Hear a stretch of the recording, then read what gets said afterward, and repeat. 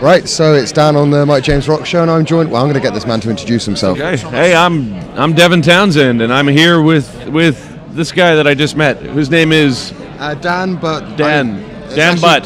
DevonDann, so I'm Devin with Devin. This DevonDann Butt with Devin Townsend, and we are here to meet Mike James. Mike James. Right over there. All right. Hit me, brother. How's it going so far? I just got here, and I spent the entire time here thinking about other things other than this. So the transition period between that way of thinking and this way of thinking has put me into two awkward social situations so far. I'm working on the third currently. I like it. I like it. Yeah, and I think overall I'm doing well. I think I'm doing okay. Cool. Yeah. Well, that's good to know. Yeah. So, are you looking forward to later, or are your brain not processing that yet? Tomorrow, I think. No, yeah, absolutely. I mean, I think my not fear, but my apprehension about doing these things has certainly gone away recently. Not completely, but I mean, it's become something that I recognize more as kind of what I do. Okay. As opposed to perhaps in the past where it was fraught with a lot more insecurity than it is now. You know, really? I'm like, well, yeah, that's what I do. I play. I'm, a professional jackass, and that's what I do. You're right? a professional. So, I like it. Professional jackass. That's why I need a shirt. So, what have you been up to in sort of the run-up to coming here? Shit, man. I did a double record with this Casualties of Cool project. We did this pledge campaign that I have spent months and countless hours fulfilling in terms of handwritten lyrics and singing birthday songs for people and things like that. And, I got kids and mowing the lawn, and I'm in the middle of making this double record with this stupid Ziltoid alien puppet that I've been working on. And so we've just been hemorrhaging money on puppets. And the end result of that is going to be one of two things. And I'm hoping that it's really cool. Otherwise, it's just going to be such a monumental, colossal failure that even in that sense, it'll be awesome. I mean, it's like, who wouldn't want to fail making puppets? Wait, that's rhetorical because, yeah, probably most. No, that doesn't make sense. That's not how rhetorical is used in that way. I think we've gone a little left at the traffic light. Oh, we're still going left, man. I got a bunch more lefts to make, but we'll get back to where we were.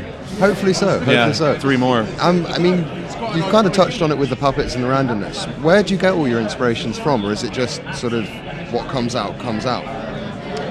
Yeah, well, I certainly don't try and do anything. I mean, the only thing I try and do is not, be rude to people, I guess. Okay. But I mean, I've got a very sober lifestyle, and I guess I've never had the benefit of being cool.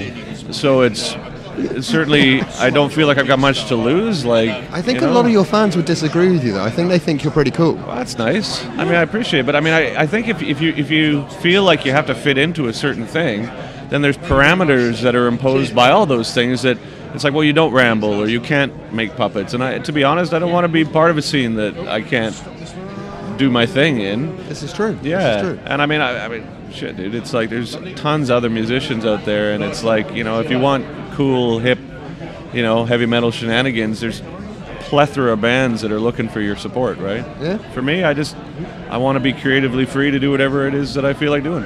It seems to work for you so far. I mean, we caught you in Bristol a little while back, and I think it was the most entertaining stage setup we've ever seen because we had your stuff playing in the background, which was pretty cool. Yeah.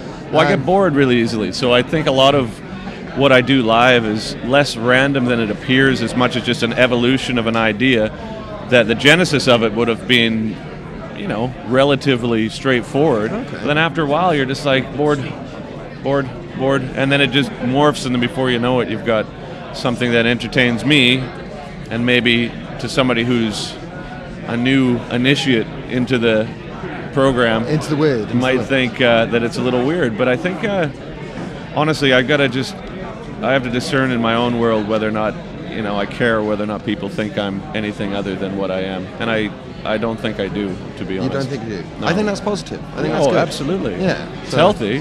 This is true. Yeah, then I don't second guess it, right? No. I reckon at some point you should put together like just random people of a similar ilk. So like, I don't know, we'd kill each other.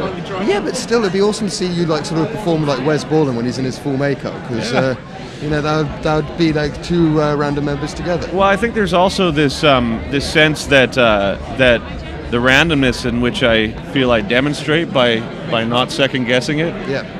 The intention behind it is to be kooky or wacky or something, and I think because of the nature of the industry, people feel they need to put you into some sort of category. Yeah. And it tends to be convenient to put you into those places or put me into those places. But again, it's like however people want to categorize what I do is fine. But I'm certainly not crazy, and I'm certainly not doing this to elicit some sort of reaction from people. I'm doing it to entertain myself, and I do, you know. And it's just, I suppose, an added benefit that other people enjoy the entertainment at the same time. If they do, it's great and often surprising to me.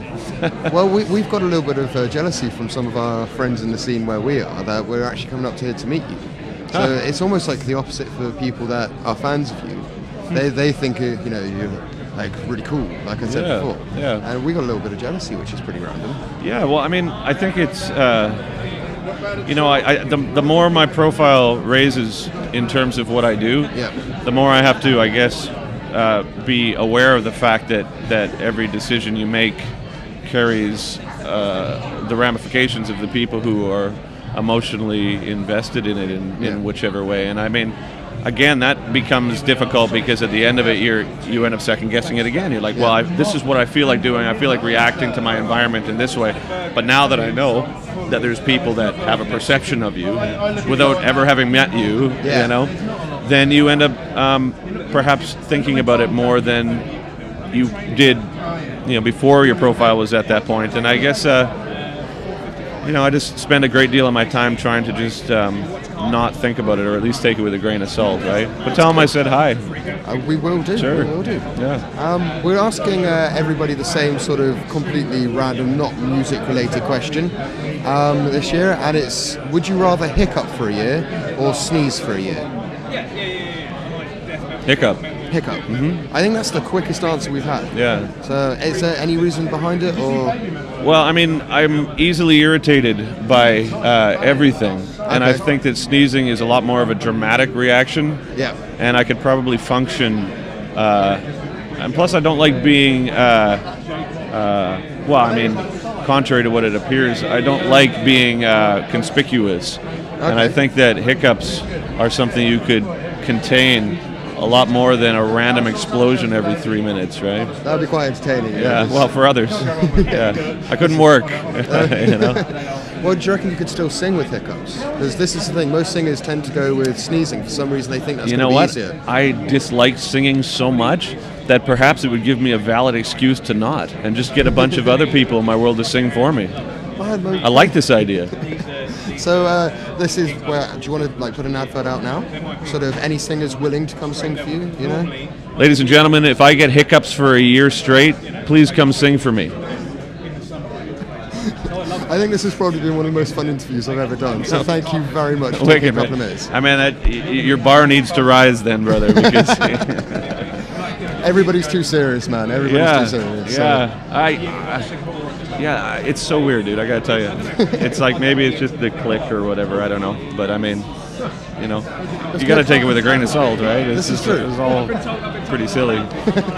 Thanks, guys. Cheers. Cheers, brother.